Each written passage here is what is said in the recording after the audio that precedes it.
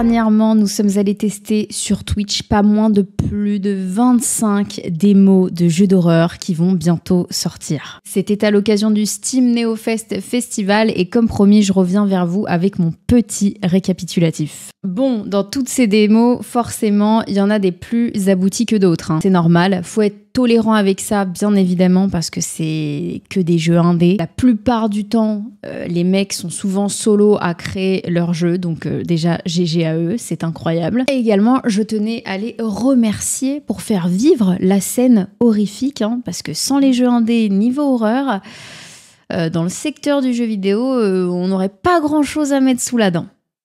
Ouais. Donc heureusement qu'ils sont là. Également, on le sait, dans le lot, il y en a très peu qui verront le jour finalement en jeu complet, définitif. Mais en tout cas, on l'espère pour un maximum d'entre eux et on leur souhaite. En tout cas, on leur souhaite. Donc aujourd'hui, on va pas passer sur toutes les démos. Je vais simplement vous présenter mes coups de cœur, les démos qui ont retenu mon attention. Parce que des pépites, il y en a eu et pas des moindres. Donc écoutez, c'est parti, let's go. On va commencer avec Crime Scene Cleaner, donc qui est une sorte de Power Wash Simulator quand on regarde le jeu de plus près, mais version scène de crime, comme le titre l'indique. Donc ici, tu viens pas pour nettoyer la terrasse de particules lambda, tu es appelé en tant que nettoyeur pour poncer des sols, des scènes de crime et dissimuler toutes les preuves qui pourraient s'y cacher. Le plot est très cool, le plot comme ça est très très cool. Moi en tout cas, ça m'a happé direct. Honnêtement, c'est prometteur. C'est pas un jeu d'horreur à proprement parler, même si on a affaire à des mises en scène tout bonnement affreuses et sanguinolentes. D'ailleurs, si vous aimez pas l'hémoglobine, tout à fait entre nous, passez votre chemin par contre, il vaut mieux pas jouer à ça. Mais le concept personnellement me plaît énormément. Vous savez, moi je suis une maniaque dans la vie, j'adore le ménage. Et le jeu de ce type aussi, assez répétitif, bizarrement quelque part ça me plaît, ça me détend et étrangement c'est comment on dit ? C'est satisfaisant, voilà le terme, c'est satisfaisant. Bizarre, Dans ce cas précis, c'est assez bizarre. La date de sortie pour ce jeu est prévue en 2024 et nous n'avons pas plus d'infos à ce sujet. Certainement un de mes plus gros coups de cœur. Ici, tu incarnes Walter, un père de famille qui cherche à retrouver sa fille et sa femme dans son propre appartement. Ah, c'est chelou. Jusqu'à que celui-ci, l'appartement, se transforme en une sorte de portail temporel qui mène à un tout autre univers, celui des Circassiens. Un jeu d'horreur psychologique qui te plonge dans une expérience narrative extrêmement prenante. Le jeu, visuellement, il est superbe. Le scénar m'intrigue énormément. Et j'ai hâte d'en savoir plus, tout simplement. Je suis extrêmement excitée. T'as des mini-jeux dans le jeu. C'est hyper ludique et effrayant à la fois. Faut pas perdre ça de vue. La thématique du cirque, en plus, vraiment, de choisir ça, c'est hyper cool. Je trouve ça top d'en avoir fait un pan du jeu, carrément. C'est très, très intéressant comment ils ont abordé ça. J'aime beaucoup comment ça a été abordé. Et je l'ai tellement adoré, d'ailleurs, que j'ai posté le gameplay sur ma chaîne de la démo. Donc, si ça t'intéresse, n'hésite pas à aller checker. Je te mettrai le lien dans le petit, si le cœur t'en dit. Également, ici aussi, on n'a pas de date précise. Le jeu sortira prochainement en 2024. Dans le jeu Nevermind This, tu incarnes un bûcheron, seul dans sa baraque. Tu viens de rentrer chez toi après une dure journée de dur labeur et t'es seul. Et puis t'as la drôle d'idée, je sais pas, d'aller éteindre ton générateur avant d'aller dodo. Voilà, ça doit se faire quand il fait froid dans les milieux un peu ruraux, ça doit se faire en fait, je pense, mais c'est vrai que ça m'a choqué. Déjà rien que ça, tu te dis, tu le sens pas. Je le sens pas. Forcément, il n'y a plus d'électricité. Logique. Donc il vit tout seul dans sa bicoque qui te fout les poils. Et puis comme par hasard, il se passe des dingueries. Ben ouais. On est là pour ça en même temps. Donc il va vivre notamment des semi-rêves éveillés, des réminiscences de souvenirs de lui qui semblent passer sous un train à grande vitesse. Franchement, ça donne envie. Ça m'a créé une sorte d'appétence. J'ai envie de savoir ce qui va se passer. Et il y a eu notamment des moments très effrayants. Donc je l'ai trouvé très cool et très prenant. Et j'ai hâte de pouvoir le faire avec vous dans son entièreté. Pas de date ici encore de définie. Le jeu arrive prochainement. Petit rappel également les amis, c'est important en passant pour soutenir les développeurs. Si un ou une de ces démos vous donne envie, comme moi, n'hésitez pas à les glisser dans votre wishlist, dans votre liste de souhaits, afin que ça booste les développeurs, que ça les aide. Comme ça, c'est plus facile à retrouver après. Alors, dans Screams from the Past, on a le droit à un design assez vieillot, très pixelisé à la Minecraft, Doom, mais pas rebutant du tout. Vraiment pas rebutant. J'ai au contraire aimé le parti pris créatif de la chose. Donc Scream from the Past, les cris du passé, d'accord. L'histoire en tout cas a l'air très intéressante, en tout cas celle qu'on nous a présentée dans cette démo. Celle-ci se passe dans un orphelinat et tu dois tout simplement roam un peu partout dans l'immense orphelinat à la recherche de clés et de portes, d'innombrables portes à ouvrir avec de petits bruits bien scary, très très sympa l'ambiance, et un petit rat d'ailleurs qui te suit partout. Hein. Le rat te suit littéralement partout là où tu vas.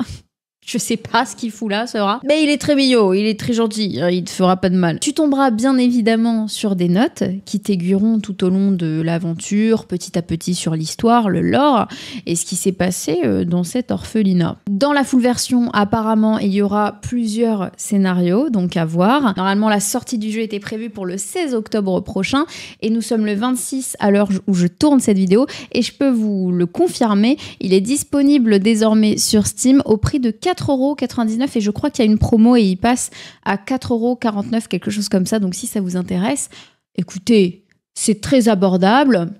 Let's go, let's go. En tout cas, on ira le faire ensemble sur Twitch très prochainement. Autre gros coup de cœur cette fois les amis, on va parler de Hollow Cocoon, qui m'a d'ailleurs fait penser un peu à Kwon sur plusieurs aspects. Je sais que vous avez beaucoup aimé la vidéo Kwon par ici et ça fait très plaisir parce que c'est le type de vidéo que j'adore faire. Vous raconter un peu le lore des jeux d'horreur. D'ailleurs, dites-moi en commentaire le prochain jeu d'horreur à l'ancienne que vous souhaiteriez que je décrypte pour vous. J'attends en commentaire. Et voilà, donc cette démo m'a fait penser à Kwon sur plusieurs aspects. Déjà, on se retrouve ici dans un petit village japonais, au cœur d'une maison typique de la région. Tout a été pensé dans les moindres détails, tout y est. Hein. On a vraiment l'impression que le jeu respecte la culture japonaise à fond. Il n'y a pas de faux pas, enfin en tout cas visuellement. Par exemple les petits chaussons que tu trouves à l'entrée de la salle d'eau, typiquement japonais ça. Ou encore le mini-temple sanctuaire à l'intérieur directement de la maison afin de faire sa prière, se recueillir. Vraiment, je pense que ça doit être quelqu'un qui connaît très très bien la culture ou alors qui est japonais, qui a dû développer et travailler sur le jeu parce que tout y est, vraiment incroyable. Et du coup, l'immersion est encore plus forte. Donc ici, dans ce jeu, il y a une grand-mère, vous allez voir, qui va être évoquée, qui tissait de la toile à l'époque, hein, c'était son métier apparemment. On tombe aussi vers la fin sur un monstre qui ressemble à un gaki. Bref, c'est fortement inspiré tout ça du folklore japonais et de ses légendes. Et honnêtement, j'adore ce délire. Donc très très hâte d'en voir plus. Le scénario m'a vraiment saisi. Et visuellement, c'est très propre aussi. Les effets de peur également. Franchement, je suis extrêmement excitée à l'idée de la sortie de ce jeu. Et pour une fois, j'ai une date à vous proposer également. Donc ici, le jeu sortira le 7 décembre 2023 si tout se passe bien et on leur souhaite. Certainement un de mes plus gros coups de cœur de ce NeoFest, et ce n'est autre que Shadows of Deceit, et vous allez vite comprendre pourquoi. Ici, on incarne Jeannette, qui tombe sur un message vidéo d'une journaliste qui prépare un article au sujet d'un culte et d'une sorte de gourou de culte. Voilà, toute la démo se passe dans un seul et même endroit, un endroit clé, une maison, dans laquelle tu passes et tu repasses inlassablement sans que rien ne soit pareil d'un passage à un autre. Ça vous dit pas quelque chose ? Bah écoutez, oui, vous l'avez dans le mille, ça fait penser énormément à Pity. Voilà la démo de Silent Hills Pity, dans l'inspiration du moins. Cette impression d'être épié et de perdre peu à peu ta santé mentale. C'est extrêmement prenant, saisissant, et le scénario m'a également fait fortement penser à celui de Silent Hill, ma licence de cœur. Ici, il est sujet d'un culte religieux, de Père Carmelo qui souhaite ressusciter le sauveur, et pour ce faire, il a besoin d'un réceptacle qui n'est autre qu'un enfant. Oui, encore une fois. Un peu comme Alessa Gillespie et la secte de l'ordre dans Silent Hill, qu'on se le dise. Voilà, donc forcément, ça me donne envie. Ça me donne envie. Voilà, j'aime beaucoup ces thématiques. Donc la date de sortie est prévue pour octobre 2024. Donc l'année prochaine, on n'a plus qu'à attendre. On va parler maintenant de la démo Téléforum. Ce qui m'a frappé dans cette démo, c'est avant tout l'esthétique du jeu. Très différente de ce que l'on connaît, C'est un vrai parti pris. Très vibes années 90, VHS, les petites photos dans des encarts en bas de la vidéo. Ça m'a fait penser un peu à un vieux jeu Philips CDI, dans un design se voulant très réaliste, photographique. C'est une forme de visual novel pour moi. Et honnêtement, le script est assez prenant, un peu à la The Ring, avec une cassette qui semble être maudite en son sein. Et je vous cache pas que la sortie du jeu était prévue pour le 19 octobre dernier, donc on est allé le découvrir sur Twitch. Il y a encore la rediff de disponible, donc n'hésitez pas à aller checker ça. Je ne vous en dis pas plus pour pas vous spoil, mais honnêtement, ça m'a bien fracassé le cerveau. Maintenant, nous allons parler de la démo The Event. Encore un jeu narratif ultra prenant qui m'a l'air, ma foi, très cool. Un énorme coup de cœur ici aussi. Honnêtement, j'ai été complètement happée par cette démo. Dans The Event, tu te réveilles au beau milieu d'un asile avec aucun souvenir de pourquoi et comment tu t'es retrouvé ici. What the fuck. Ce qui arrive très fréquemment dans les jeux d'horreur, me direz-vous. Avec l'aide d'indices, de notes et de témoignages, tu vas petit à petit comprendre ce qui se passe ici. Et c'est assez bresson, je vais pas vous le cacher. Et ce qui s'est passé notamment pour ce fameux patient 23, qui a, après une opération sur sa sépulture, changé la face du monde à jamais. Ici, tu es clairement pris dans une spirale infernale et saisissante. Et j'ai vraiment très hâte de découvrir le jeu dans son entièreté. Je veux savoir ce qui se passe, Le jeu est saisissant et imprévisible. Les mécaniques utilisées très intéressantes, très prenantes, très... What the fuck, t'as l'impression de perdre la caboche, mais c'est ça qui me plaît. Moi, ça me plaît énormément quand j'ai l'impression de perdre pied, de perdre ma santé mentale. Et du coup, j'ai hâte. Franchement, j'ai hâte. Et malheureusement, pour la date de sortie, ici encore, on n'a pas plus d'infos que ça. On a juste le prochainement qui est affiché sur Steam, donc on n'a plus qu'à attendre.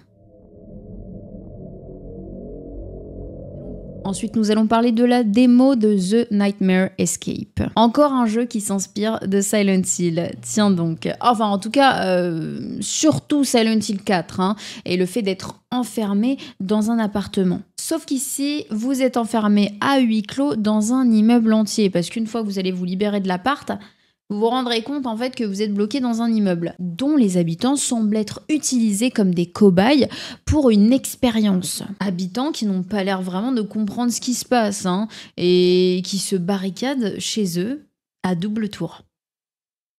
L'histoire est encore floue, je vous le cache pas, mais ça m'a donné envie en tout cas d'en savoir plus. Ça a retenu mon attention, de voir se balader d'appartement en appartement, découvrir des indices, des clés, des notes. Moi, c'est ce que j'aime le plus dans les jeux d'horreur, c'est le fait de devoir fouiller comme ça, découvrir par soi-même, afin de comprendre pourquoi nous sommes fichtrement enfermés ici. Date de sortie, encore une fois, prochainement. Et enfin, pour terminer, nous allons parler de la démo April 86, donc l'année d'avril 86. C'est également une démo qui a retenu toute mon attention. Ici, tu incarnes Sergei Tchekhanov, qui est un frère qui a perdu sa sœur peu avant les événements de Tchernobyl.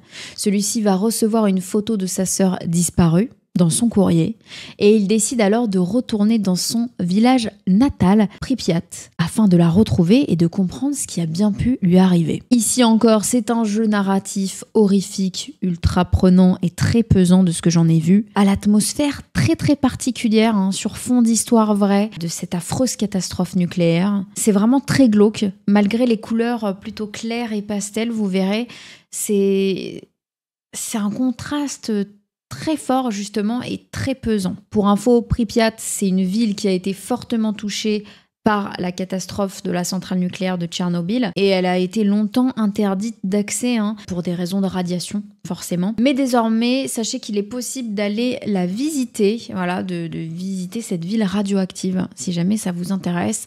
Mais le fait que ce soit ancré voilà, dans quelque chose de réel et de dramatique, ça retourne le cœur. Et ça donne encore plus de mystère et de profondeur au jeu, je trouve. Donc j'ai très très hâte de le découvrir. Concernant la date de sortie, elle est prévue pour 2024. Voilà les amis pour mon petit récap de toutes ces démos découvertes au NeoFest, donc le Steam NeoFest tenu chaque année. Je pense que j'en oublie certaines, voilà, mais j'en ai tellement fait ce week-end-là que... Je ne sais plus. Écoutez, je ne sais plus. Mais par contre, vous, si vous en avez découvert de votre côté, n'hésitez pas à me le faire savoir en commentaire. Quelle a été votre démo préférée? Et si vous avez d'autres démos de jeux d'horreur à découvrir que vous souhaiteriez que je fasse en direct sur Twitch, n'hésitez pas également à me le faire savoir. Je vous laisse et je vous fais de très très gros bisous. À très très vite par ici. Bye!